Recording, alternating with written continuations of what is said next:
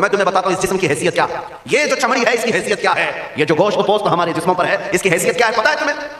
اس کو سجانے کے لیے عورتیں 2-2 گھنٹہ شیشے کے پاس کھڑے ہو کر میک اپ کرتی رہیں. ہم عورتوں کی طرف سے یہ میک اپ, لالی پاؤڈر اور کنگھیاں بالوں کو سجاتے رہے, اور تم اپنی باڈی کو بناتے رہے جیم میں جا کر کے. اب اس جسم کی حیثیت سنو, جس دن روح نکلی تمہارے جسم سے اور جب جنازہ لے جایا گیا, قبر میں تمہارے سب سے عزیز لوگ رکھ کر کے آتے ہیں, تختیاں قبر کی بند کر کے آتے ہیں, اتنی چھوٹی قبر کہ کروٹ لینے کی بھی جگہ نہیں ہوتی, ہاتھ پھیلانے کی بھی جگہ نہیں ہوتی. آج اپنے پلنگ پر سو کر کے دیکھو, کسی کا ہاتھ ٹچ ہو رہا ہے تو نیند نہیں آتی, لیکن قبر میں اتنی تاریک جگہ پر, چھوٹی سی جگہ پر, تنگ جگہ پر چھوڑ دیا جاتا ہے کہ مردہ کروٹ بھی نہیں لے پاتا. پھر پلس اس کو اوپر سے نیچے سے پیٹ سے باندھ کر کے رکھ دیا جاتا ہے. تمہیں پتا ہے اب حکما نے جو لکھا ہے وہ سنو بزرگوں نے, جیسے ہی تیسرا دن آتا ہے تمہاری قبر کی زندگی کا, جب 3 دن گزرتے ہیں تمہاری ناک کے ذریعے سے پیٹ کی چیزیں باہر آنے لگتی ہیں, منہ کے ذریعے سے آنتڑیاں یا جو بھی اندر کا لکوڈ ہے سب باہر آتا ہے. 5ویں دن کان کے اندر سے بھیجا نکلنے لگ جاتا ہے. یہ جو بھیجا سر کے اندر ہے وہ ختم ہو کر کے سڑ کر کے پیپ کی شکل میں کانوں سے باہر آنے لگ جاتا ہے. ناک اور منہ سے پیٹ کی چیزیں, کلیجہ, خون بن جاتا ہے, دیگر چیزیں سب کان اور ناک اور منہ سے نکلنے لگتی ہیں. اور 40 دن تو بہت دور کی بات ہے, 8ویں دن اس کا پیٹ پھٹ جاتا ہے. پیٹ پھولتے پھولتے پھٹ جاتا ہے, اور جیسے ہی پیٹ پھٹتا ہے قبر میں کیڑے پیدا کیے جاتے ہیں. تم 1000 کوشش کر لو لیکن وہ کیڑے اسی کے لیے پیدا ہی کیے جاتے ہیں, ان کی غذا ہے. وہ ناک سے نکلا ہوا گودا, منہ سے نکلا ہوا گودا کھانے کے لیے کیڑے جمع ہو جاتے ہیں, پورے جسم پر طاری ہو جاتے ہیں. پیٹ جب پھٹ جاتا ہے تو اتنی شدید تعفن والی بو آتی ہے کہ قبریں بند ہوتی ہیں, ورنہ کئی لوگ سے بو سے بیمار ہو جاتے ہیں, کئی لوگ. اور یہی ہمارے جسم کی حیثیت ہے, یہی ہمارے جسم کی حقیقت ہے. اور چند دن گزر جاتے ہیں کہ اس کی آنکھوں کی پتلیاں لٹک کر کے باہر نکلتی ہیں, اس کی آنکھوں کی پتلیاں باہر آ جاتی ہیں اور گڑے پڑ جاتے ہیں.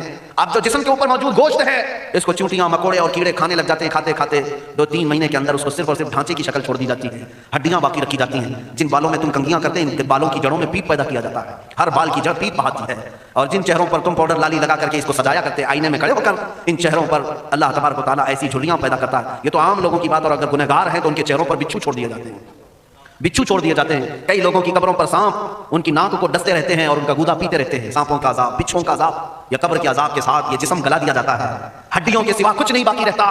تم کیا سمجھتے ہو مرنے کے بعد احساس نہیں ہوگا؟ مرنے کے بعد ہر درد کا احساس دگنا کر دیا جائے گا. آج زندگی میں جتنا تمہیں چونٹی کاٹنے سے درد ہوتا ہے, مرنے کے بعد یہ درد 10 گنا زیادہ بڑھ جائے گا. تمہیں اور درد ہوگا, اور درد ہوگا. یہی جسم جو کیڑوں کی غذا بن گیا, کفن ختم ہو گیا, ہمارے جسم میں پیٹ کا گودا باہر آ گیا, آنکھوں سے کانوں سے ساری چیزیں لکوڈ ختم کر دی گئی, بھیجا کانوں سے بہ کر کے نکل آیا. بچا کیا ہمارے پاس؟ جس جسم کو ہم سجاتے رہے, سنوارتے رہے, اس پر ہزاروں پیسے بہاتے رہے, یہ جسم 40 دن کے اندر کیڑوں کی غذا بن گیا, سب ختم ہو گیا. میرے عزیزو, ہر انسان کے جسم کے ساتھ قبر یہی کرتی ہے.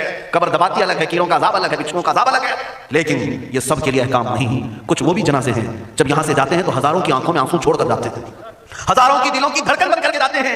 ان کے جنازے جب جاتے ہیں تو اللہ کے ملائکہ بھی, فرشتے بھی ان کے جنازے کو اٹھانے کے لیے زمین پر آتے ہیں. یہ کون لوگ ہیں؟ جو اپنے سینوں میں عشق مصطفیٰ کی شمع روشن کیے ہوئے تھے. جینا چاہتے تو مصطفیٰ کے لیے, مرنا چاہتے تو مصطفیٰ کے لیے. فاضل بریلوی نے کیا خوب کہا, لحد میں عشق شہ, عشق رخ شہ کا داغ لے کے چلے, اندھیری رات سنی تھی چراغ لے کے چلے. جب قبر میں جاتا ہے ایک عاشق رسول, اسے رکھا جاتا ہے, کفن اس کا بھی ہے, جسم اس کا بھی ہے, لیکن فرشتوں سے بھی کہا جاتا ہے اسے آہستہ سے جگانا, محمد عربی کا غلام ہے, رسول پاک کا وفادار ہے. اور کیڑوں کا اس کے جسم کو کھانا تو دور کی بات, فرمایا گیا قیامت تک اس کے کفن کو بھی میلا ہونے نہیں دیا جاتا. نہ تمہاری آنکھ سے, نہ تمہارے ناک سے, نہ تمہارے چہرے سے کوئی گودا باہر آتا ہے, کچھ نہیں. میرے عزیزو, جسم تر و تازہ سلامت رکھا جاتا ہے. 1000 سال کیا 10,000 سال گزر جائیں, حوادث زمانہ بھی آئیں, لیکن اس کی قبر میں اس کا جسم سلامت رکھا جاتا ہے. اب تمہارے ہاتھ میں فیصلہ ہے کون سا جسم بنانا چاہتے ہو, وہ جو کیڑوں کی غذا بن جائے, یا وہ جس پر فرشتے بھی اتر کر سلام بھیجیں. میں نے خود میرے مرشد گرامی کے جنازے میں حاضری تھی. حضور تاج الشریعہ بدر الطریقہ رحمۃ اللہ تعالی علیہ, جس مرد قلندر نے اپنی پوری زندگی عشق مصطفیٰ میں گزاری ہے. آج تم نعرے لگاتے ہو تاج الشریعہ تاج الشریعہ, ان کے شب و روز دیکھے تھے کبھی؟ ان کی صبح اور شامیں دیکھی تھی کبھی؟ بہت پیر ہوں گے جو باہر پیر ہوں گے, اندر پیر ہوں گے, لیکن تاج الشریعہ کو میں نے اندر بھی دیکھا ہے, باہر بھی دیکھا. آنکھیں بند بھی ہوتی, آنکھوں سے اگر کوئی چیز نظر بھی نہیں آ رہی ہوتی, تب بھی اتنا خیال ہوتا کہ کہیں سطر تو نہ کھل گیا, کہیں پائجامہ اوپر تو نہیں ہو گیا. سونے کی حالت کی بات کر رہا ہوں, کوئی نہ ہو تب بھی یہ خیال باقی رہتا. کون سا ایسا دن گزرتا جب وہ دلائل الخیرات نہیں پڑھ رہے ہوتے, قصیدہ بردہ شریف نہ پڑھ رہے ہوتے. ہزاروں سفر کی مصروفیات کے باوجود حضور پاک کی محبت کے نغمات میں کوئی کمی نہیں آئی.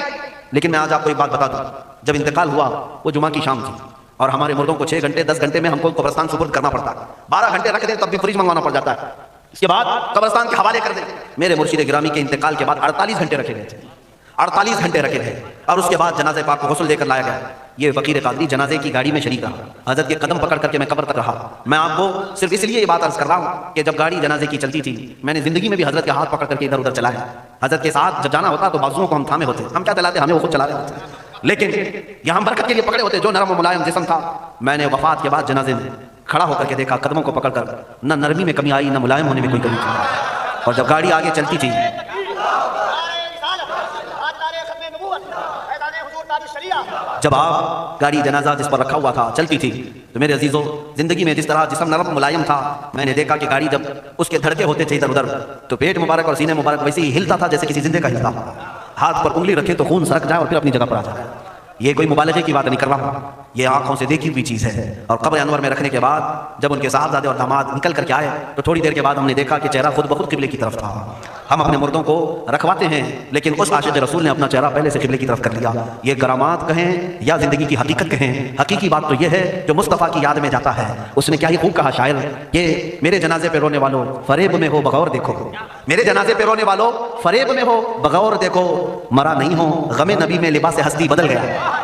हाँ, मरा नहीं हूँ, गमे नबी में लिबास हस्ती बदल गया हूँ। इन आशिकों का हाल यही होता है कि मर भी जाते हैं, इंतकाल कर भी जाते हैं तो बस लिबास बदलता है लेकिन जिंदगी पहले से और बुलंद होती है। अजीज़ान गिरामी, तुम्हें इसी बात पर मैं लाना चाहता हूँ, कौन सी जिंदगी गुजारना चाहोगे? कौन सी जिंदगी? या अय्याशों की, या नचनियों की, या मुजरा करने वालों की, इन जालिमों की जो जहन्नम की तरफ तुम्हें ले जाने के लिए तैयार बैठे हैं? चंद दिनों की अय्याशी है, तुम गाने गाकर उछल कूद करके अपने नफ्स को तो राजी कर सकते हो लेकिन रब्बुल जलाल की रजा कभी नहीं ले सकते। आज तुम दुनिया में फिल्मों की जिंदगी जी करके थोड़ी देर की खुशी तो हासिल कर सकते हो लेकिन कब्र की राहत कभी नहीं ला सकते, कब्र का सुकून कभी नहीं ला सकते।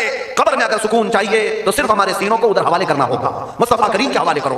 अब अपनी जिंदगी को बदलने का वक्त आ गया। ऐ मेरे अजीजों, नामों से रिसालत की हिफाजत यही है कि हुजूर के अखलाक की पहले हिफाजत की जाए, हुजूर की सुन्नतों की हिफाजत की जाए, हुजूर पाक के नाम पाक की हिफाजत की जाए, उनकी तालीमात, उनके अहादीस की हिफाजत की जाए। जिस तरह सहाबा इकराम ने अपनी जानें कुर्बान करके हुजूर की इज्जत की हिफाजत की है, आज वक्त आया है इन जालिमों की तरफ ना देखना। ये भौंक भौंक करके तुम्हें जगा रहे हैं, बेदार कर रहे हैं। मैं जवाब देता रहूंगा इंशाअल्लाह, लेकिन साथ में मैं इन हादिसात को अपने लिए एक अलग अंदाज से देखता हूं। अगर कोई कुत्ता में बैठकर भौंकता है और मेरे नबी पाक की अजमत पर हमले करता है तो दर्द तो होता है लेकिन साथ में अकीदा भी तो हमारा ये है, रहेगा यूं ही उनका चर्चा रहेगा, रहेगा यूं ही उनका चर्चा रहेगा। बड़े खाक हो जाएं जल जाने वाले, या रसूल अल्लाह तू घटाए से किसी के न घटा है न घटेगा, जब बढ़ाए तुझे अल्लाह ताला तेरा, मिट गए मिटते हैं मिट जाएंगे आधा तेरे, न मिटा है न मिटेगा कभी चर्चा तेरा। ये कुत्ते किताब लिख करके कहते हैं मोहम्मद अरबी का चरित्र, उनके अखलाक, उनके किरदार बुरे थे और ऐसी कोई चीज नहीं है इस्लाम में जिससे इंप्रेस होकर इस्लाम कबूल किया जाना चाहिए। मोहम्मद सल्लल्लाहु अलैहि वसल्लम के नाम को इस्लाम से हटा देना चाहिए। इन जालिमों को मैं जवाब देना चाहता हूं, ऐ मुसलमानों, ये तुम्हें जगाने के लिए आ रहे हैं, ये तुम्हें बेदार करना चाह रहे हैं। अब उठो और ये बताओ तुम कहां से मेरे नबी को मिटाओगे, कहां से? अरे हमारे घरों में बच्चों की विलादत भी होती है, कान में अगर हम अल्लाह का नाम लेते हैं तो साथ में मोहम्मद का भी नाम है।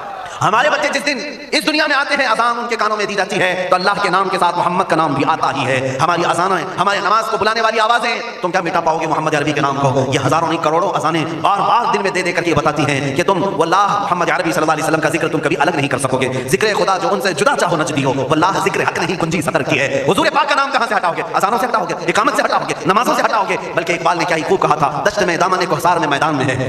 कहां है ये नाम? दश्त में दामन कोहसार में मैदान में मोहम्मद है, बहर में मौज की आगोश में तूफान में मोहम्मद है, चीन के शरा शहर मराकश के बयाबान में मोहम्मद है और पोशीदा हर मुसलमान के ईमान में मोहम्मद है। मैंने ये तब्दील करके इसीलिए पढ़ा है कि हर जगह मोहम्मद है। रसूल पाक सल्लल्लाहु अलैहि वसल्लम को तुम कहां से हटाओगे? हमारी करोड़ों की जिंदगियां उस नाम पाक पर कुर्बान, उस नाम पाक पर कुर्बान। इन जालिमों को ये बात बता देना, इस नाम पाक पर अल्लाह ने नुक्ता तक नहीं रखा है। मोहम्मद अरबी सल्लल्लाहु अलैहि वसल्लम के नाम पाक पर नुक्ता तक नहीं आया तो बहुत दूर की बात है। और मिटाने की बात करते हो, मिटाने के लिए तुम इसका एक लफ्ज तक नहीं मिटा पाओगे। मोहम्मद अरबी उस अजीम हस्ती का नाम है जिसकी जड़ें तहत-उस-सरा में हैं, जिसकी शाखें औज सुरैया पर हैं। हुजूर पाक सल्लल्लाहु अलैहि वसल्लम को अल्लाह ने रफ़अना लका ज़िक्रक कह करके बुलंद फरमा दिया है। किसी के घटाने से हुजूर का नाम कभी नहीं घटेगा।